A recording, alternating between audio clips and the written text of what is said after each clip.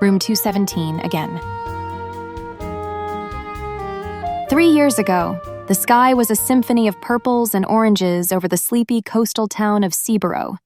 Music spilled like laughter from the festival down by the bay, and room 217 at the Sea Glass Inn pulsed with candlelight, nerves, and the magic of two strangers, Nora and Ben, who met, collided, and combusted in a night neither of them could quite forget.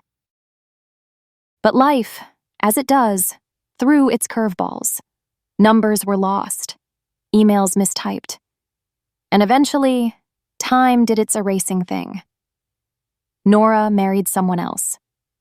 Ben did too. And then, they didn't. Now, Nora Callahan stared at the tarnished brass Room 217 plaque and felt her stomach do a little gymnast routine. She tugged her roller suitcase closer like it was a shield. "It's just a room," she muttered. "A room, a bed, a desk, a mini coffee pot, that's all." From down the hallway came a familiar cough. Deep, dry, and unmistakably him. Nora turned. Ben Morrison. Hair slightly grayer, beard slightly scruffier, and those same two kind eyes that had once watched her eat an entire funnel cake and then kiss the sugar off her lips like it was sacred. They blinked at each other like startled owls. "Hi," he said, the ghost of a grin teasing his mouth. "Hi," Nora's voice squeaked. You look..." "Divorced?" Ben offered. Nora laughed, a short bark. "Yep, that's the vibe I was going for." A beat. "Did you, get the last room?" Ben asked, lifting his own key card and squinting at it. "Because mine says 217. Nora lifted hers in reply. "So does mine." They stared, then looked at the door, then back at each other. "Plot twist," Ben said. After 20 minutes of awkward desk clerk apologies, frantic calls to the overbooked front desk, and a brief offer to sleep in the hotel's Zen mediation yurt, which neither of them trusted after seeing it sagging in the wind, the verdict was in. No other rooms, no fixes, just one bed, and the whole conference weekend ahead of them. "We could take turns," Ben suggested, back in the room, eyeing the queen-sized bed like it was a trapdoor to Narnia. "I get the bed Saturday, you take Friday?" Nora wrinkled her nose. "Feels too divorced parent energy. Let's be adults. We'll split it. Pillows down the middle." "Classic sitcom move. I like it." She tossed her suitcase onto the window bench. "Besides, you snore. I remember. Lies and slander. I have audio proof." He grinned. "You recorded me?" She grinned back. "I was emotionally attached to you for at least 12 hours. Of course I did." Ben laughed so hard he wheezed. And just like that, the ice cracked. The writers' conference was held in a refurbished lighthouse, all whitewashed wood and seagull drama.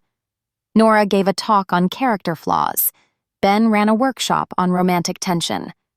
They both avoided telling anyone they were published authors with minor cult followings and major imposter syndromes. Over coffee breaks, they shared war stories. Nora's marriage to a man who collected vinyl records and disappointments. Ben's ex-wife, a poet who once rhymed intimacy with inefficiency. That night, back in room 217, they kicked off their shoes and collapsed onto the bed from opposite sides, like bookends. "I forgot how weirdly cozy this room is," Nora said, staring at the popcorn ceiling, like a hug from a slightly drunk aunt. Ben chuckled. "You remember the night we..." "Yes." She rolled onto her side. "I remember the chili fries, the Prince cover band, and that you said I looked like someone who fell out of a poem." Ben winced. "That was a bold line." "Worked on me." Silence. Then, "Why didn't we try harder?" Nora asked, voice quiet. Ben turned his head, eyes soft. "I thought you ghosted me. I thought you did." They stared. Ben sighed. I sent an email. I never got it. Hotmail? Gmail. Ben groaned into a pillow. So we were just two fools waiting for a reply that never came. Romantic tragedy, Nora agreed. And somehow, in that sad little moment, it became funny. They laughed until their stomachs hurt, until their eyes watered, and until the pain of lost time melted into something else entirely, possibility. The next morning, Seaborough woke up wrapped in fog. The hotel served lukewarm cinnamon buns and suspiciously watery orange juice. Ben brought Nora a coffee, black, 2 sugars, just like she used to like. You remembered, she said. Some things stick. She bit her lip. I write about love for a living. And yet, I'm terrible at it. You're not. His voice was sure. You just haven't had the right co-writer yet. That night, they went walking by the bay, their steps slow and quiet. So, do you think this is fate? Nora asked. Us. Here. Again. Ben paused. I think it's a rewrite. A second draft?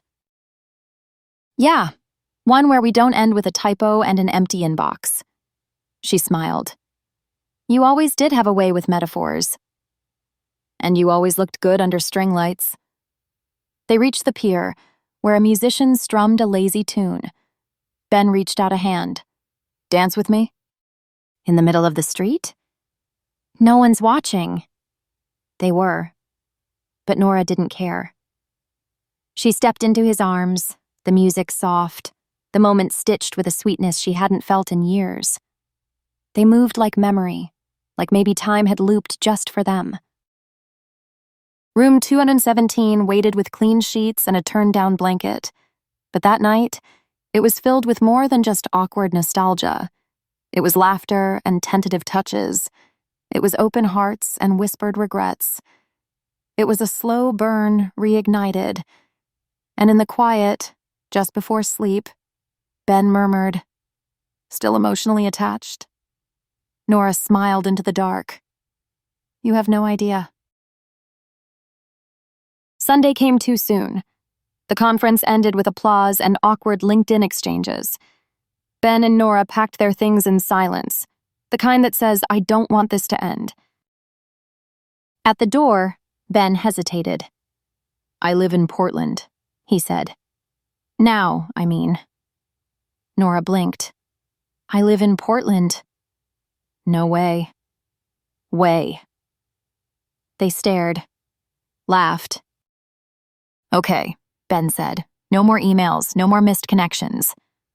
No more room mix-ups. Well, maybe this one can stay. She stepped into him, forehead against his. Room 217, she said softly. Our origin story. Ben kissed her like he had all the time in the world. And maybe finally, they did.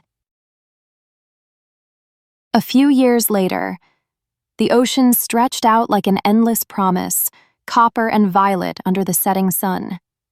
Waves shimmered in the distance, their rhythms syncing with the low hum of the ship and the quiet heartbeat of something bigger than either of them. Nora leaned against the railing, the breeze tugging strands of hair across her cheek.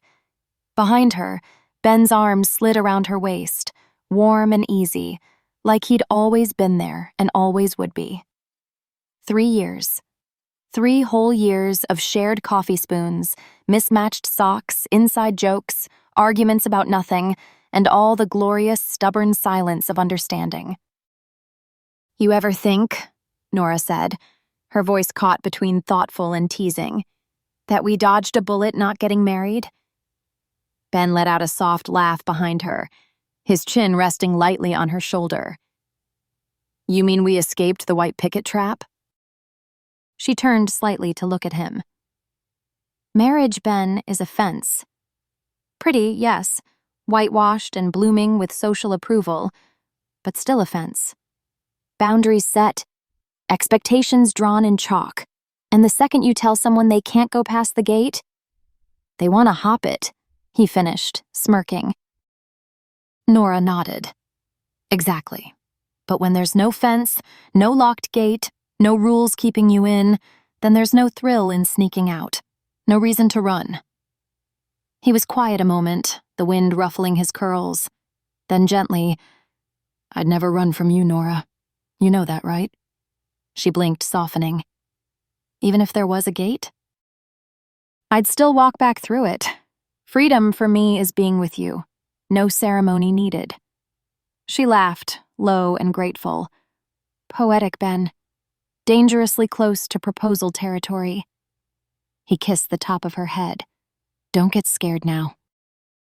Oh, I'm not. I'm just thinking. This cruise to nowhere, she said, sweeping her arm toward the open sea. It's exactly us. No destination, no expectations. Just here. Just now, just floating. No fences, Ben murmured. No gates, she added. Just the view. And the minibar, she winked.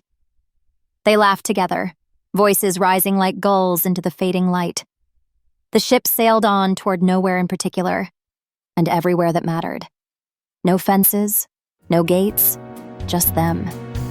Just love that never asked for permission, and never needed to.